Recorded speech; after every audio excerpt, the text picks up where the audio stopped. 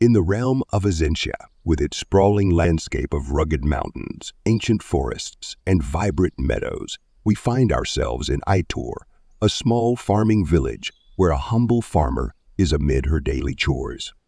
How much longer until sunset? Illyra muses, her gaze drifting over the fields. These crops seem to be growing slower than usual. Illyra sighs, wiping the sweat from her brow. I wish there was some way to speed up this process. Suddenly, a faint shimmer of light surrounds Illyra's hand. What was that? Illyra stares at her hand in disbelief. Was that me? A sense of wonder and fear fills her heart. I didn't mean to do that. Illyra's mind races with questions, her thoughts tumbling like leaves in the wind. Could it be? She glances around, half expecting the fields to be ablaze. No, it must have been a trick of the light. But deep down, a spark of curiosity ignites within her. With newfound determination, Illyra returns to her work, the memory of the strange incident lingering in her mind like a haunting melody. While Illyra tends to her farm, a spark is lingering in the weaves of time, and in the heart of an ancient grove in Fermera, where the trees whisper secrets of old and the air hums with the magic of the land, the sisters of the silver moon gather in solemn contemplation. Did you feel that?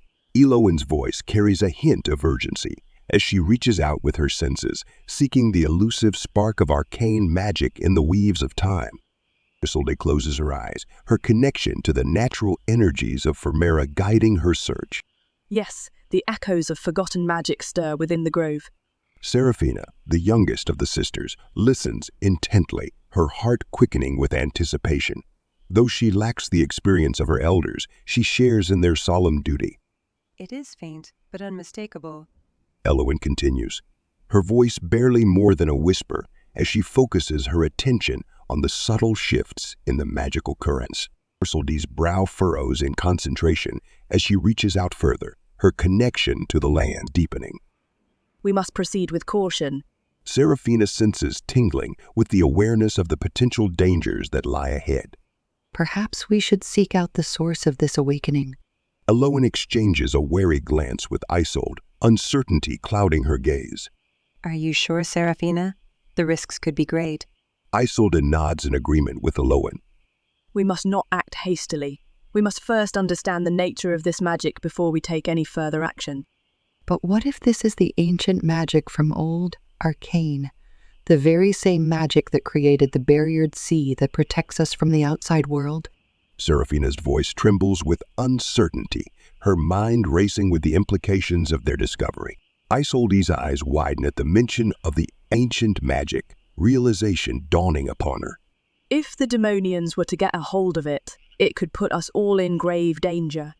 Elowen's expression darkens, a shiver running down her spine at the thought of such a possibility. We cannot allow that to happen. She asserts, her voice tinged with determination.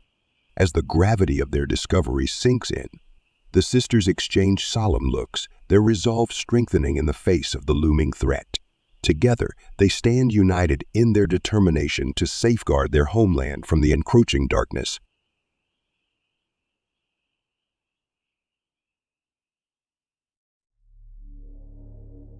In the desolate and accursed lands of Demonia, where shadows coil like vipers and the very air crackles with dark energy, a malevolent force stirs from its slumber.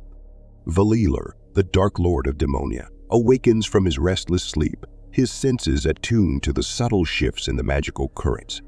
His eyes gleam with a cold hunger as he senses a faint spark of arcane power igniting in the distant lands.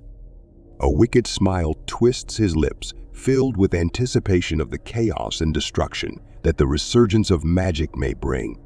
With a malevolent glint in his eyes, Valar rises from his throne, his dark intentions driving him to seek out the source of the newfound magic and bend it to his will.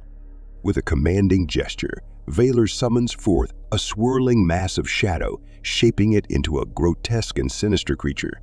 The creature's eyes burn with a malevolent light as it gazes upon its master, awaiting its orders. Seek out the source of this magic, my servant. Tear through the veil that separates our worlds and bring me back the one who dares to wield such power.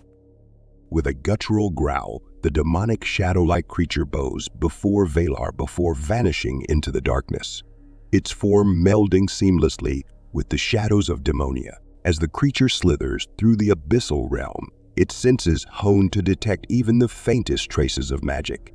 Valar watches with twisted satisfaction, knowing that soon he will have the power he seeks. Hi there! Thank you for tuning in. If you enjoy the story, consider leaving a like and subscribe to get notified as Echoes of Azentia continues to grow. See you in the next chapter. Bye-bye!